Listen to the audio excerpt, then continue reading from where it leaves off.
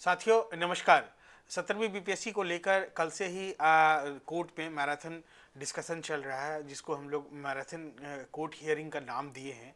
लगातार 2 दिनों तक समझिए कि पूरे दिन इस मामले पे दलीलों को सुना गया है कोर्ट के द्वारा। बहुत एग्जॉस्टिव बहस हुआ है। इस एग्जॉस्टिव बहस के बाद आज जो बातें छन कर आई है, जो बॉडी लैंग्वेज है लोगों का, उसके आधार पे हम लोग क्या अनुमान लगा सकते हैं, आज उसी की हम बात करेंगे। कल भी मैंने आप लोगों को इंगित किया था कुछ चीज़ों को लेकर के। एक बात देखिए, मैं साफ शब्दों में कहता हूँ आप लोगों को कि मैं ऐसा पॉपुलर कोई बात नहीं करूँगा जो सबों को सूट करे, जो सबों को सुनने में अच्छा लगे। जो फैक्ट बेस है, जो एनालिसिस है, जो तथ्यों के आधार पे हम एनालाइज कर पाते हैं, उन्हीं चीज़ों को हम आपके सामने डिस्कस करेंगे। हो सकता है कि वो आपके लिए आपके मन मुताबिक बात ना हो, इसका मतलब ये नहीं कि हम सत्य कहना छोड़ दें। जिनको पॉपुलर गेम करना है, जिनको पॉपुलरिस्टिक अप्रोच अपनाना है, जिनको सच बोलने से परहेज करके केवल आपको दिग्भ्रमित करना है, तो वो लोग कुछ भी बोलेंगे, उससे मेरा कोई लेना देना नहीं है। आप मुझे जिस भी स्वरूप में लें, उससे मेरा कोई मतलब नहीं है। लेकिन जो मैं ऑब्जर्व करता हूँ, मैंने शुरू से लेकर के तैयारी के क्रम में या बाकी चीज़ों में, कटअप को लेकर के जो कोर्ट का प्रोसीडिंग चला, जो सत्याग्रह है, उन सबों में जो मुझे उचित लगता है मैं उनका हमेशा साथ देता हूँ। अभी जो कोर्ट में बहस चल रही है और जो क्लेम किए जा रहे हैं, उन सारी चीज़ों को हम एनालाइज करेंगे बहुत थोड़े में। छोटा सा वीडियो है ये, बहुत लंबा नहीं बनने वाला है आज मेरा वीडियो, लेकिन इसको अंत तक सुनिएगा तो बहुत सारी चीज़ों को आप भी अनुभव कर सकेंगे, महसूस कर सकेंगे। आप सबों को पता है कि एक मैराथन डिस्कशन हुआ है कोर्ट में। लगातार दोनों पक्षों के दलीलों को सुना गया है। जो अभ्यर्थियों के वकील हैं या जो पीआईएल दर्ज किए हैं उनके जो वकील हैं, वह भी अपनी बातों को रखे हैं, और जो आयोग का वकील है वह भी अपनी बातों को रखे हैं। कोर्ट ने भी कई सवाल किए हैं। अब इन सारी चीज़ों को देखते हुए हम यही जानना चाहते हैं कि आगे क्या होगा, इसी पे हम डिस्कशन करेंगे। और आप लोगों को लास्ट में फिर मैं एक सजेशन दूंगा कि इस वक्त करना क्या चाहिए। देखिए, आगे की संभावनाओं को अगर हम लोग जज करना चाहते हैं सच मायने में, तो अभी कुछ चीज़ों को हम लोग को बहुत माइन्यूटली ऑब्जर्व करना पड़ेगा। ये इस पे ध्यान दीजिएगा कि माइन्यूट ऑब्जर्व करेंगे जो चीज़ें डेवलप हुई हैं अब तक, और ख़ास करके जो पिछले 2 दिनों में कोर्ट में जो चीज़ें डेवलप हुई हैं, उन चीज़ों को आप माइन्यूट ऑब्जर्व करेंगे, तभी आप सही चीज़ का आकलन लगा पाएंगे। आप कमीशन के छात्र हैं, जो लोग रियल में कमीशन के छात्र हैं, वो इन ऑब्जर्वेशंस के आधार पर बहुत सारी चीज़ों को कंक्लूड कर सकते हैं। और संभावनाओं के ऊपर में, हाँ, एक बात और है कि जब तक कोर्ट का निर्णय आ नहीं जाता है, तब तक मान लीजिए हर आदमी संभावना ही व्यक्त कर सकता है। हम भी एक संभावना ही व्यक्त करेंगे। वो कोई ऐसा नहीं है कि हम जज का दोस्त हैं, या जज के साथ मेरा कोई कन्वर्सेशन होता है तो हम उनसे कोई कंसेंट लेकर के आपको बोलेंगे, ऐसा कुछ भी नहीं है। तो निर्णय कुछ भी हो सकता है, किसी भी पक्ष में जा सकता है। वो आगे की बात है, कब तक निर्णय आता है वो भी देखने वाली बात होगी। लेकिन जो कोर्ट में इतनी मैराथन बहस के बाद 2 दिनों तक लगातार बहस चली, उसके बाद ऑर्डर को रिजर्व रख लिया गया है। उस पर हो सकता है कि लंबा और मतलब जज जो है अपना एनालाइज करें फैक्ट्स को जिनको उन्होंने सुना है, या जो ऑर्डर देंगे तो बहुत लंबा चौड़ा ऑर्डर हो तो लिखने में टाइम लगेगा। इन सारी चीज़ों को देखते हुए उनको रिजर्व रखा गया है। तो रिजर्व जब ऑर्डर होता है तो उसमें कुछ भी संभव होता है। अब एक देखिए कि मेरा ये कहना है कि किन चीज़ों को माइन्यूटली ऑब्जर्व करना चाहिए हर किसी को, जो इसको मतलब वॉच कर रहे हैं, जो इसके स्टेक होल्डर्स हैं, उन सबों को कुछ चीज़ों को माइन्यूटली ऑब्जर्व करनी चाहिए। पहला, जो कल और आज हुए बहस, इन दोनों मतलब जो दोनों तरफ से बहस हुई है और दोनों पक्षों के जो दलील दिए गए हैं, उनको आप ऑब्जर्व कर सकते हैं अच्छे से। आए कोर्ट के हियरिंग ऑनलाइन भी सुने जा सके हैं, और लोगों ने सुना है, आप भी सुने होंगे, जो भी इंटरेस्टेड अभ्यर्थी हैं वो सुने होंगे, या अभी सोशल मीडिया पे वो पड़ा हुआ आप अभी भी जाके सुन सकते हैं।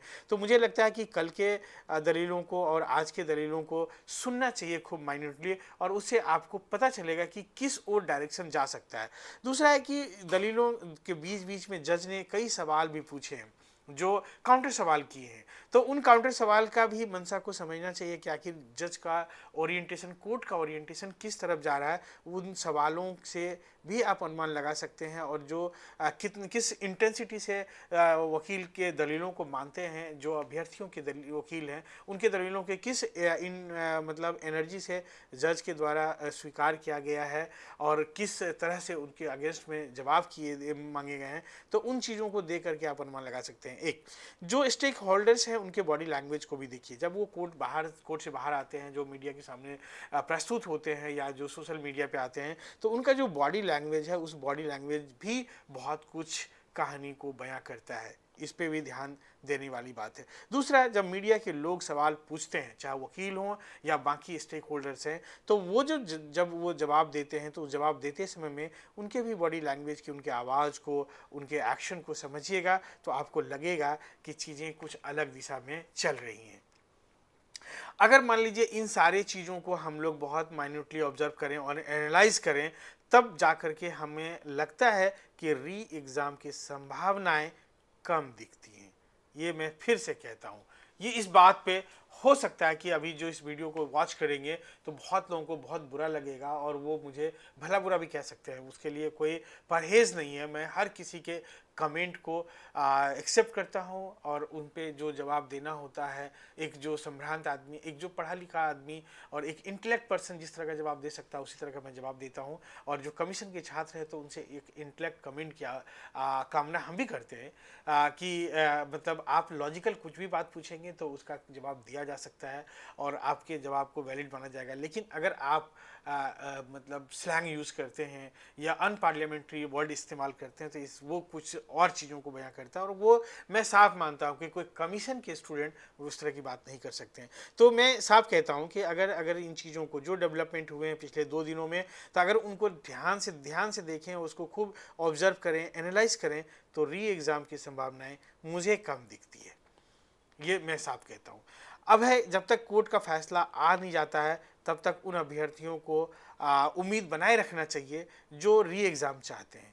मैं ये नहीं कहता हूँ कि वो अपना उम्मीद छोड़ दें, ये मेरा ऑब्जर्वेशन है। ऐसा नहीं है कि वो भी अपना उस तरह से सोचें या वैसा ही करें, वो मतलब उम्मीद रख सकते हैं आगे। क्योंकि एक बात ध्यान दीजिए, जब निर्णय कोई सुरक्षित है, ऑर्डर को सुरक्षित रखा गया है, तो उस समय में किसी भी ओर ये निर्णय जा सकता है। ये निर्भर करेगा कि जो दलील दिए गए हैं, जो साक्ष्य प्रस्तुत किए गए हैं, वो कितना कारगर हैं, वो कितना दमदार हैं। उन सारी चीज़ों को हमने नहीं देखा है कि कौन कौन से साक्ष्य प्रस्तुत किए गए हैं, किस लाइन पे बहस किया गया है। अब जज के नज़र में उनका कितना मतलब वज़न है उन साक्ष्यों का, उन दलीलों का, उस आधार पे सुरक्षित निर्णय में जो रखे हैं उन पे वो निर्णय लेंगे और जल्दी ही मुझे लगता है कोई न कोई ऑर्डर वो पास करेंगे, ताकि, और हम चाहते भी हैं कि कोर्ट से आग्रह भी है हमारा कि वो निर्णय जो भी हो जल्दी सुना दें, ताकि जो लोग डायलेमा में हैं, कहीं ना कहीं छात्र जो अभ्यर्थी हैं वो डायलेमा में ज़रूर रहते हैं, तो वो उस डायलेमा से बाहर निकल सकें। ये हमारे देश के, हमारे राज्य के युवाओं का मामला है और इस पर पूर्ण विराम लगना चाहिए। ये सारी चीज़ें हैं। तो ये मेरा ऑब्जर्वेशन है, इस ऑब्जर्वेशन को मैंने आप लोगों से साझा किया है। अब इस पे आगे और भी मतलब बातें हैं, जैसे जैसे इसमें डेवलपमेंट होगा वो मैं आप लोगों से शेयर करूंगा। लगातार मैंने किया है, सत्याग्रह को मैंने समर्थन दिया है और आज भी मेरा नैतिक समर्थन सत्याग्रहियों के साथ है। और जो भी त्रुटि हुई है, उस त्रुटि के अगेंस्ट में हम चाहते हैं कि एक बेहतर निर्णय जरूर आए। ये मैं साफ शब्दों में कहता हूँ। और एक दूसरी बात जो अंत में मैं कहना चाहता हूँ कि मैं युवाओं के लिए उपलब्ध हूँ, उनके मार्गदर्शन के लिए हमेशा उपलब्ध रहता हूँ, क्योंकि युवाओं को निर्मित करना मेरा एक प्राइमरी लक्ष्य है। तो आप कभी भी शाम के 6 बजे से 9 बजे रात के बीच में मेरे मोबाइल नंबर 6206692145 पर कॉल कर सकते हैं, मुझसे बात कर सकते हैं। Thank you, all the best.